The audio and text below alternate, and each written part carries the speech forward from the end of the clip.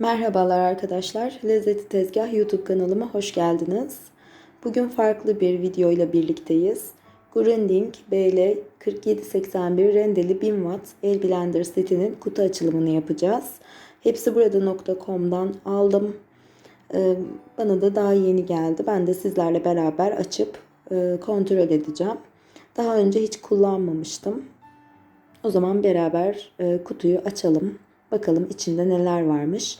İlgilenenler için, almak isteyenler için, bir blender arayışında olanlar için faydalı bir video olacağını düşünüyorum.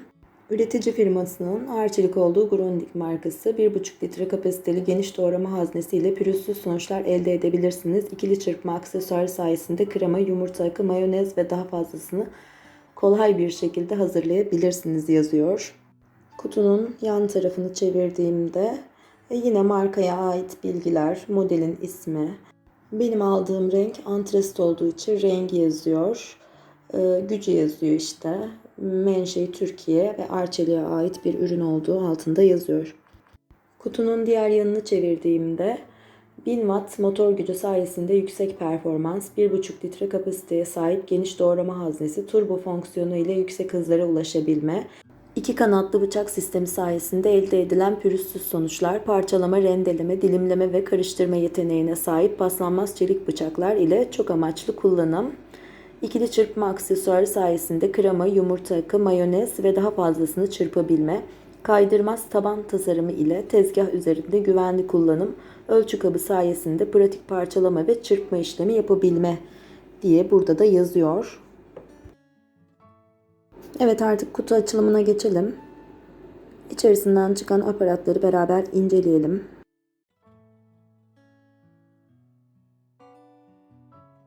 Kutuyu açar açmaz karşımıza ilk olarak kullanma kılavuzu çıkıyor.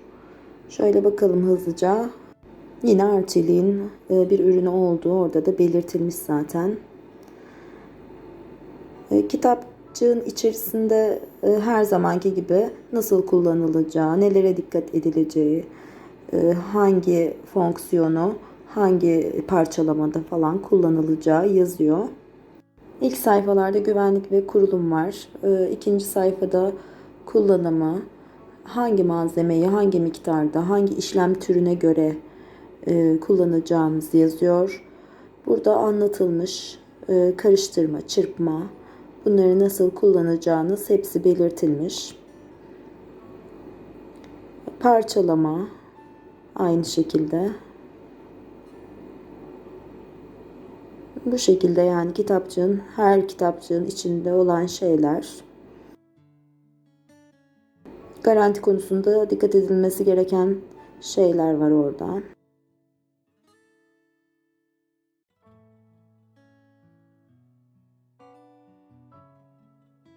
Ve burada da garanti belgesi var arkadaşlar.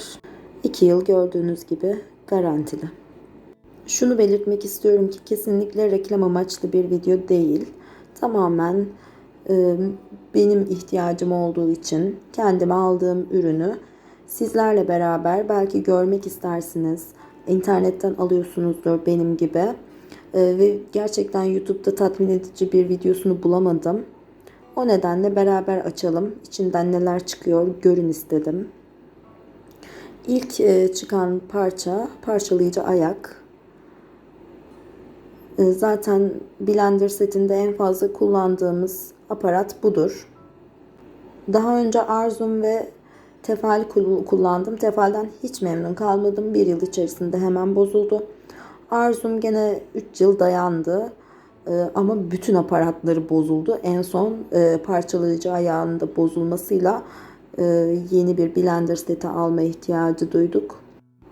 Evet, ölçüm kabı da çıktı. 900 ml haznesi var.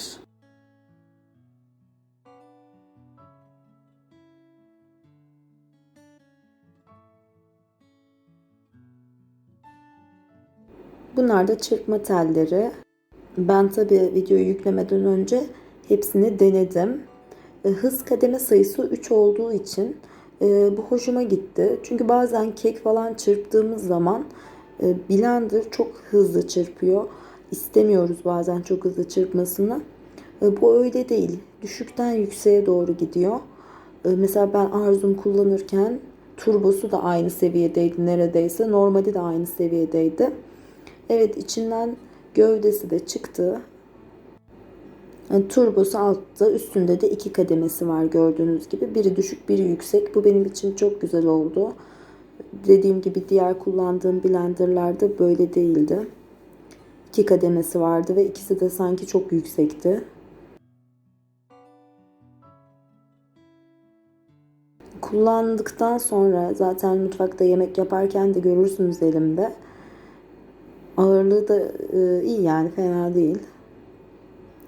Görürsünüz elimde yani. Eğer bir sorun yaşarsam onu da belirtirim kesinlikle. İşlem haznesinin içinde diğer aparatları, kutunun içi gördüğünüz gibi boş. Onu da bir açalım.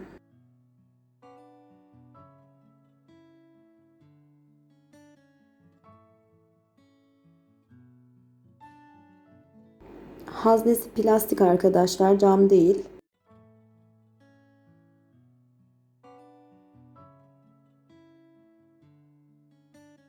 Bu da kapak kısmı.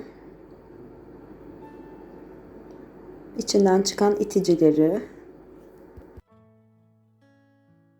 İticisi 2 adet var. Biri daha büyük sebzeleri itmek için. Diğeri de havuç, salatalık gibi daha ince uzun sebzeleri itmek için. Doğrayacağımız ya da rendeleyeceğimiz şeyleri oraya koyup iticiyle itiyoruz.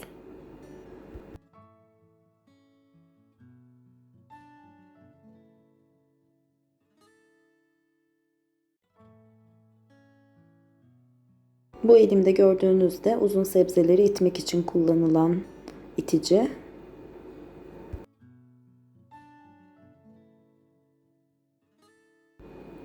Bu ana kapak kısmında kenarlarında 2 tane kilidi var. Bu kilitleri de üst kısmından, birazdan göstereceğim kısımdan açılıyor rahatlıkla. Bunu şöyle bir kenara alayım. Gördüğünüz gibi bu da iç kapak kısmı. Rendeleyeceğimiz, doğrayacağımız durumlar olduğunda bu kullanılıyor. O ince doğrayıcı aparatı. Şu şekilde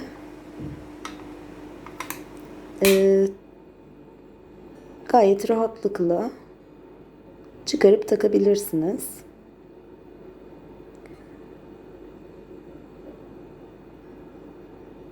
Bu da aynı şekilde rende kısmı.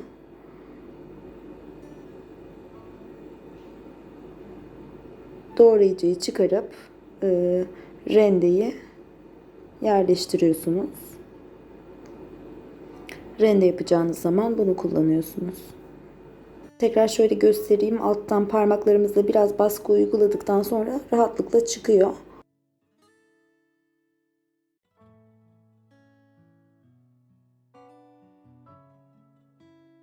Bu da hazneye yerleştireceğimiz aksesuar mili. Parçalama bıçağını onun üzerine takacağız.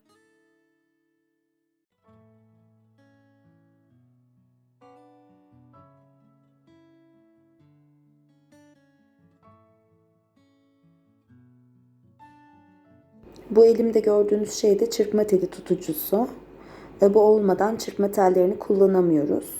Şu kısmı gövdeye yerleştirip çırpma tellerini de alt kısmından takıyoruz. Birazdan bunu da göstereceğim.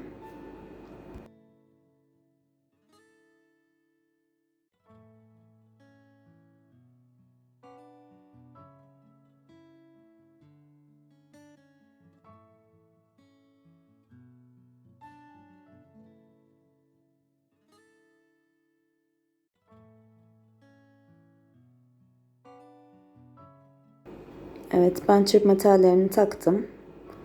Şu şekilde gövdeye yerleştiriyoruz ikisini de. Bunlar beraber kullanılıyor. Zaten blender kullananlar bunu bilir.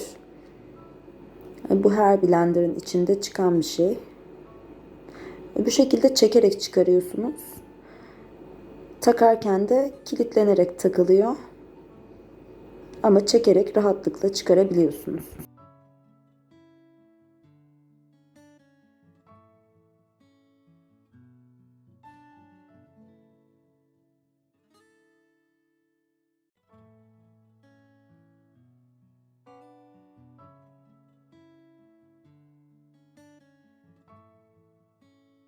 Şimdi elimde gördüğünüz çelik parçalama bıçağı. Şöyle el kesmesin diye bir plastiğin içine yerleştirilmiş. Ben de elimi kesmeden şöyle açtım. Şu anda kullanmadığım için bilmiyorum ama umarım güzel parçalar. Bu aksesuar milini o kısma yerleştirdikten sonra çelik bıçağı da üzerine yerleştiriyoruz arkadaşlar. Şöyle plastik iç kapağını üzerine takıyoruz.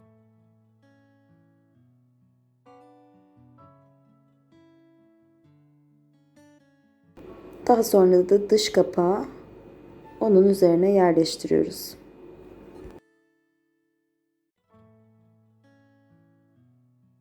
Şu gördüğünüz düğmeleri elinizle bastırarak rahatlıkla dış kapağı çıkarabilirsiniz. Kilidini açabilirsiniz. Bastırarak da rahatlıkla yerleştiriliyor. Hiçbir sorun görmedim şu ana kadar. Gördüğünüz gibi gövdeyi oraya takıyoruz. Onun da kilidi var kenarında. O kilide bastırmadan gövdeyi açamıyorsunuz. Gövdeyi açmadığınız zaman da dış kapağı çıkaramıyorsunuz. Hepsi birbirine bağlantılı.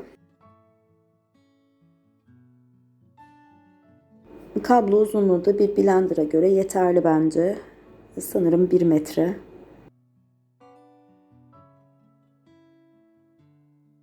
Çalışıp çalışmadığını test etmek için burada prize bağladım. Gördüğünüz gibi çalışıyor.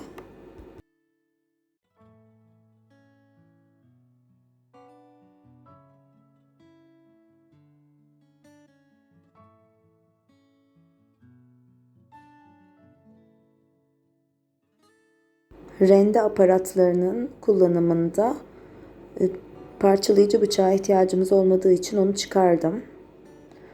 Oraya rende kısmının o kapağını yerleştiriyoruz. Üzerine iç kapağı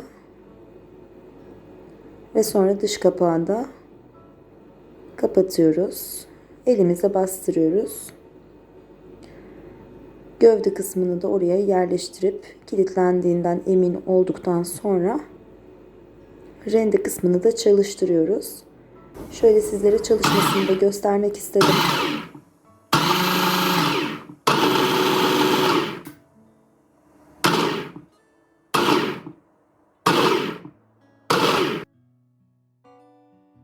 Hem test etmek için hem de sizler de görün diye biraz havuç ve armut rendeleyeceğim ve doğrayacağım. Bakalım performansı nasıl olacak?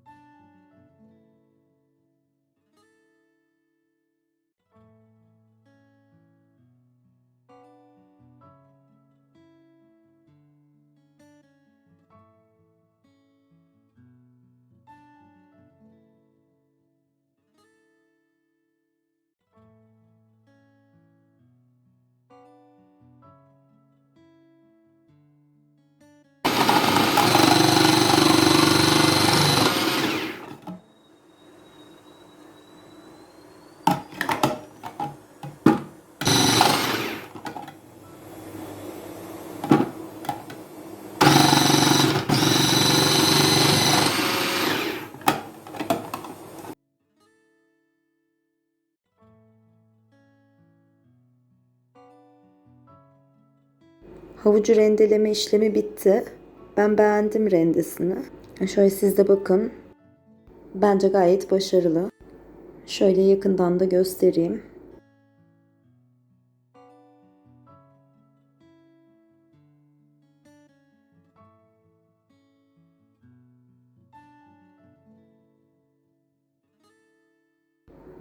Şimdi armutları dilimlemek için yıkadım.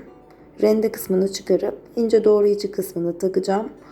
Armut dilimleme fikri o an aklıma geldi ama sonradan acaba patates mi dilimleseydim dedim. Çünkü armutlar biraz parçalandı. Zaten göreceksiniz şimdi.